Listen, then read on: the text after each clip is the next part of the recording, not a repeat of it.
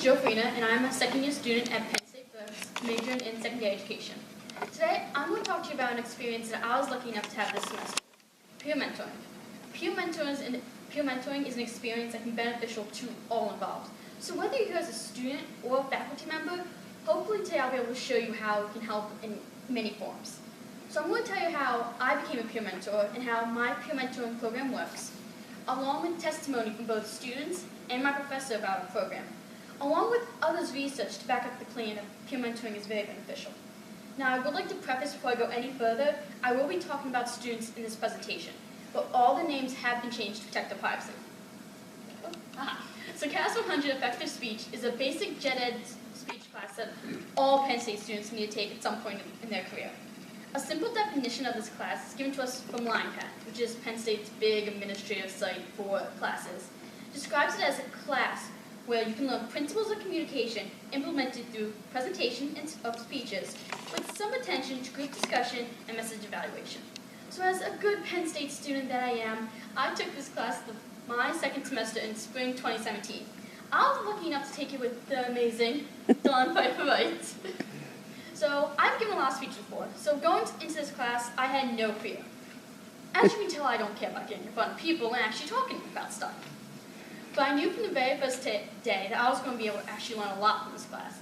Dawn helped me improve a lot of my speech skills that I didn't even know really needed to be improved. So throughout that semester, I actually earned an A in her class, along with building a really strong relationship with her through the year. Now, fall of 2017 came around, so last semester, and I wanted to do something more. As an education major, I wanted to try to get into the classroom and get more hands-on experience with that type of stuff. So I approached Dawn, and she had the idea of peer mentoring. She wanted to create an entire peer mentoring program that can be carried on for students who are actually struggling in the class. Soon enough, I became what I like to call the guinea pig of this peer mentoring program. We started to work on developing different things, how I would participate in the classroom, ways I'll help Dawn, and even recently we came up with a job description for being a peer mentor that Dawn would be giving out to students who are actually interested in doing this. So fast forward a little more, came this semester, spring 2018, when I actually started mentoring. So Dawn's CAS 100 class is actually a hybrid class. So that means half the class is spent in a physical classroom, while the other half is spent online, doing various assignments through online learning modules, or OLMs. So I just happened to have my schedule work out that I was able to attend all 3 sections of Dawn's CAS class. In class, I would help out with a lot of activities, along with sharing secrets that Dawn didn't know about to help the students improve on their speech skills, along with helping with a lot of little logistical stuff like setting up the classroom, writing on the chalkboard, little things that Dawn didn't have to worry about. On those off days, I had my own version of office hours like most professors do. This was an informal way that students can come to me if they wanted extra help on something. Now, we wanted to make sure we kept track of these office hours, so we came up with this nice little spreadsheet. Well, I kept track of every time I had office hours. This is an old screenshot. I've had other office hours since this point, but I kept track of every date, the times. Perkins 17 was the classroom, so I knew it was open, so that's when I had classes that's when I had these office hours, along with who actually came. As you can see, the first few weeks, not a lot of students came. But as the weeks went on, students wanted to improve a lot on their presentations, so more and more students felt like coming. We also wanted to keep track of any contact I have with a student outside the normal classroom setting. So we created another nice little spreadsheet to keep track of anything I did with a student, whether it was through email, just talking in person, or office hours. I made sure to write it down and give some type of description with it. As you can see, some of these descriptions are a lot longer and more in-depth, while some of them, like Carlos, are as simple as coming in, saying hi during office hours, and then scurrying off to his next class. Some students even started to come to me multiple times, such as Amelia, who's came to me through 2 office hours. She's emailed me with questions, along with meeting up with me outside the classroom, just in the library, to work on other assignments. So now you know how we have our program all set up and everything. Next, I want to get the students' opinion on how they thought this was going. So I sent out this anonymous survey to the students about halfway through, asking them just a few simple questions about what they thought of me being a peer mentor, about peer mentoring in general, and different things like that. So on the first graph on the left-hand side, asking the students how if a peer mentor was actually helpful for the CAS 100 class itself. 96.6% of them actually said yes, with a couple people saying maybe, but that's not a no, so I'll take that as a positive too. On the right-hand side is a scale graph, just asking the students how they thought I was personally doing, from a scale of 1 being terrible to 5 being great or excellent. I forget which adjective I used for it. Either way, with getting all 4s and 5s, I guess you could say I've been doing a pretty decent job with this. I also asked the students if there's any improvements they wanted me to personally make, something that I could do to help them do better in the class. Something that surprised me is about 90% of them said nothing. They either said nothing, nada, an A, said doing great, or something similar to that. A few students did give me some type of improvement I could do, and I have been trying to work towards that. I also asked my beautiful Professor Dawn what she thought about having me as a peer mentor. She said that I had added an excellent pure flavor to the class, her words, not mine, along with being very responsive to her needs and the needs of the students. Now, since the semester's still going on and we don't have any actual data to back this up, but me and Dawn both believe that students who have came to me through whether it's office hours, emailing me, or contacting me in some form, have been doing better on these assignments, whether it's a little one or something a lot larger. Now, I don't want you to think that this peer mentoring experience is great and it's just my experience being great. There's a lot of research to back up peer mentoring being good for students, along with being helpful for the actual mentor. One study done by Ashi Asgar and Frederick Carter Jr., published in Teaching in Psychology in 2016, titled Peer Mentors Can Improve Academic Performance, a quasi-experimental study, peer mentorship in an introductory classroom, shows the benefits that a peer mentor can actually have on a student. In this study, they had 2 introductory psychology classrooms. One class had the opportunity to have actual peer mentor in the class, while the other one didn't. This is a chart of the actual exams they took. They only had about 4. The first exam was just a baseline. Before that test, there was no actual mentor introduced to class. Every test afterwards, the one class had the peer mentor, while the other one did not.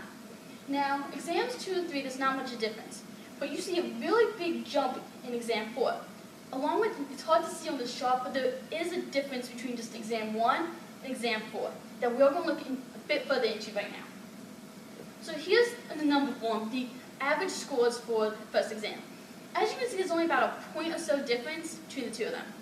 Jumping to exam 4, there's actually a 5-point difference between the peer mentored class and the non-mentored class. And if you look at the numbers just going from exam 1 to exam 4, there was about a 5% increase in scores going from the first exam to the 4th exam in the mentored class, while there was a 13% decrease in the scores from the first exam to the 4th exam. Now, 13% may not seem like a lot, but for some students, that could be the difference between passing the class and failing the class. Now, there could be a couple different reasons for this.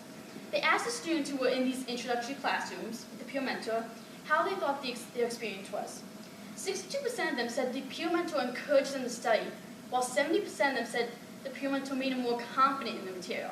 Something as simple as that could be the difference between passing and failing for some students. That extra encouragement, the extra push, being confident in something that you have to take a big test on.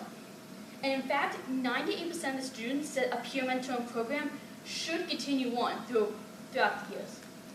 Another study done by several staff at the University of Saskatchewan, titled Undergraduate Peer Mentors as Teacher Leaders, A Successful Start, published in International Journal of Teacher Leadership in 2017, gives more of the benefits the mentor themselves can actually gain from this experience. Now, in this study, it was focused mostly on education majors, but some of the information from this could be brought to any major, in fact.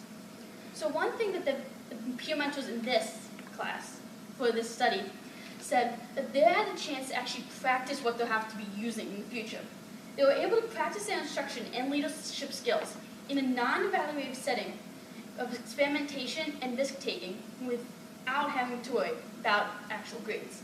And for those non-education people, that means you had a chance to actually practice different teaching styles, different lesson plans with the group of students, seeing if they actually worked, if they liked it, something similar to that. Another thing is this also gave them a chance to become more professional, whether it was in a speaking, presenting form, or in their writing skills.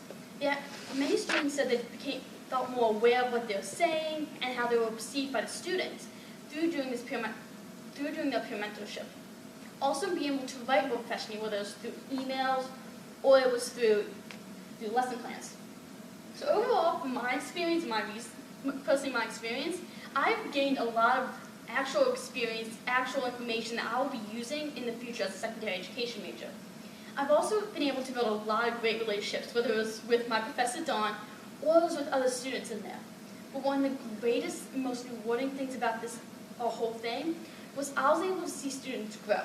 We recently just did one of our big speeches in the class, and I saw students who came to me with issues, just wanted to practice, for their outlines. I saw them really succeed and take a lot of the corrections I actually gave them. I was like, whoa, I wasn't expecting something like that to actually happen. So overall, now you know how my peer mentoring experience went. Little research I did with the class I'm working with, along with other research, just to back up the entire claim. Peer mentoring can be a great thing. So I would like to leave you guys with one last piece of advice. For the students out there, take advantage of any opportunities that come with you, because you never know what you're able to get out of them. To any faculty out there, if a student comes to you and says, hey, I want to try something, give them a chance, because students can make some of the biggest changes. Thank you. Those are just my references for the 2 studies I mentioned. Okay, questions, comments? Yes. Did you work with any students with like learning disabilities or anything like that? Did you notice that it helped at all? No, I don't believe any of the students directly had. Some of them did have learning disabilities, I believe. Certain things like that. As the peer mentor, I didn't have direct access to some of the assignments. That Dawn more handled most of that. But I actually worked with some of the international students who sometimes had difficulty with getting up there, speaking. I worked with them and I've seen them improve too, just through different things. I wasn't able to disclose learning disabilities to her when they disclosed them to me, which wasn't always either. That's the professor. I'm Dawn. Yeah, that's Dawn. Yes. And a lot of your non-traditional universities, like say DeVry, they actually have peer mentors in every single class. Yeah. Because going in as an adult student, your life is so overwhelming because you're on your work full time, you have a family. So it actually works out with adult students as very well. Because you feel more comfortable going to your peer versus the professor. We actually saw that. There's a couple, I think one or two of the students in the 3 sections, some of them all actually adult learners. And the ones reach out to me a lot of times through email and just come to class a bit earlier and talk to me, and we've worked through a lot of the issues for him. Mm-hmm. Yes? I was just wondering the difference between peer mentoring and tutoring. Are you just using a different name, or do you do something significantly different from a tutor? So when I think, most of the time you may think of tutor, it's like you go to them and you sit down in a separate classroom. With the peer mentoring, I was actually in the classroom every time we actually had class. I was there. I worked with Dawn. I did little activities with the students. I would chime in here and there, add my 2 cents to things, giving those secret tips that Dawn didn't know about to really help the students succeed. So in tutor, they more come to you. You have to go to them. Then if they're there, it might be harder. Well, with the peer mentor, I'm right there. Students came up to me after classes a few times, would ask me a question or something, because I'm already there. I made it a lot easier for them.